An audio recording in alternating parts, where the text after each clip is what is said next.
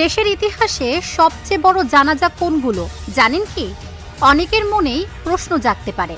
চলুন জেনে নেওয়া যাক বাংলাদেশের সর্ববৃহৎ জানাজাগুলোর ইতিহাস।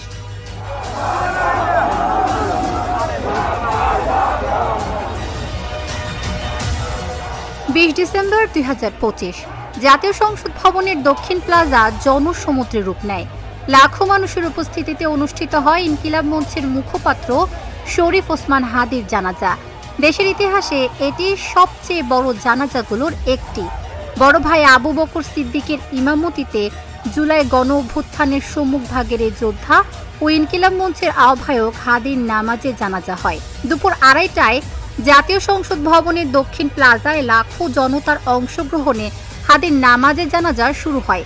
জানাজায় প্রধান উপদেষ্টা ডক্টর মোহাম্মদ ইউনূস, উপদেষ্টা পরিষদের সদস্য ও বিভিন্ন রাজনৈতিক দলের শীর্ষস্থানীয় নেতারা অংশগ্রহণ করেন।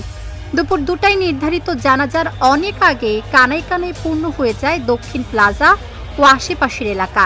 খামারবাড়ি থেকে আসাদ গেট, মানিক মিয়া এভিনিউ ও সংসদ ভবনের আশপাশের সড়কগুলোতে মানুষের ঢল নামে। হাতে জাতীয় পতাকা, মুখে স্লোগান আর চোখে অশ্রু নিয়ে হাদির শেষ বিদায়ে শরিক হন নানা বয়স ও শ্রেণী পেশার মানুষ। 1981 সালের 30 মে জিয়াউর রহমান চট্টগ্রামে নিহত হন। নিহত হওয়ার পর ঢাকায় তার রাষ্ট্রীয় মর্যাদায় জানাজা অনুষ্ঠিত হয়। দেশের বিভিন্ন প্রান্ত থেকে লাখো মানুষ জানাজায় অংশ নেন। সাধারণ জনগণ, রাজনৈতিক নেতা, সামরিক বেসামরিক কর্মকর্তা সহ নানা শ্রেণীর মানুষ অংশগ্রহণ করেন। সেনাবাহিনীর গার্ড অব অনার, জাতীয় পতাকায় মোড়ানো কফিন সবকিছুই ছিল পূর্ণ রাষ্ট্রীয় মর্যাদায়। জানাজার পর তাকে ঢাকার চন্দ্রিমা উদ্যানে, তৎকালীন জিয়া উদ্যানে দাফন করা হয়।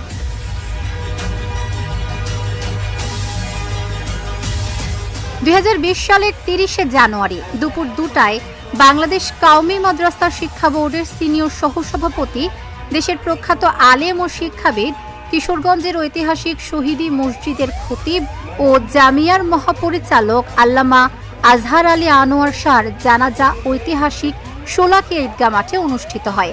কয়েক লাখ মুসল্লি জানাজায় অংশ নেন।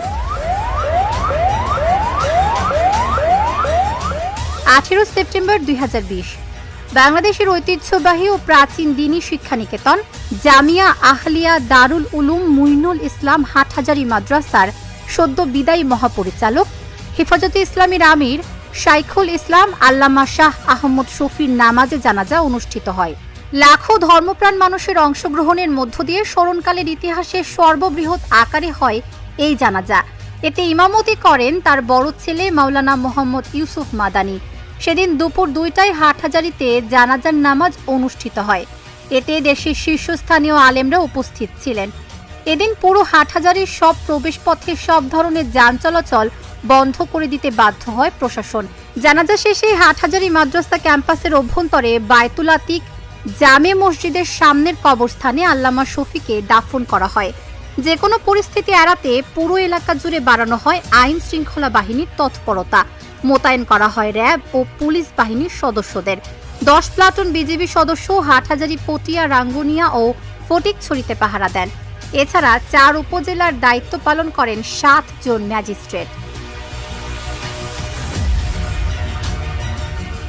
15 আগস্ট 2023 পিরোজপুরে মাওলানা দেলোয়ার হোসেন সাইদির জানাজা অনুষ্ঠিত হয়। দুপুর 1টার পর সাইদি ফাউন্ডেশন মাঠে, বর্তমান পিরোজপুর নতুন বাসস্ট্যান্ড সংলগ্ন মাঠে তার নামাজের জানাজা অনুষ্ঠিত হয়। মাওলানা সাইদির জানাজায় অংশ নেন পিরোজপুর ও আশেপাশের জেলার লাখো মানুষ। এদিন সকাল 10টার দিকে সাইদি ফাউন্ডেশন মাঠে পৌঁছে তাকে বহনকারী লাশবাহী ফ্রিজিং গাড়ি। 13 আগস্ট বিকেল 5:30টার দিকে বুকে ব্যথাজনিত সমস্যার কারণে দেলোয়ার হোসেন সাইদিকে গাজীপুরের কাশিমপুর কারাগার থেকে প্রথমে গাজীপুর শহীদ তাজউদ্দিন আহমদ মেডিকেল কলেজ হাসপাতালে নেওয়া হয়।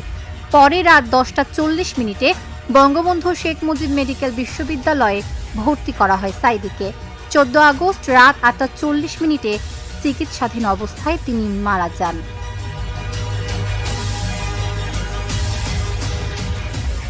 1994 সালের 26 জুন মার্কিন যুক্তরাষ্ট্রে মারা যান শহীদ জননী জাহানারা ইমাম। তার মরদেহ বাংলাদেশে এনে দাফন করা হয়। তার কফিন কেন্দ্রীয় শহীদ মিনারে রাখার পর সেখানে নামাজে জানাজা অনুষ্ঠিত হয়। এরপর তার জানাজার নামাজ অনুষ্ঠিত হয় জাতীয় ঈদগাহ ময়দানে। জানাজার পর তাকে মিরপুর শহীদ বুদ্ধিজীবী ও মুক্তিযোদ্ধা গোরস্থানে সমাহিত করা হয়। তার জানাজাতে লাখো মানুষ অংশগ্রহণ করেন। তাবাসসুম সেজুথি, ঢাকা জার্নাল।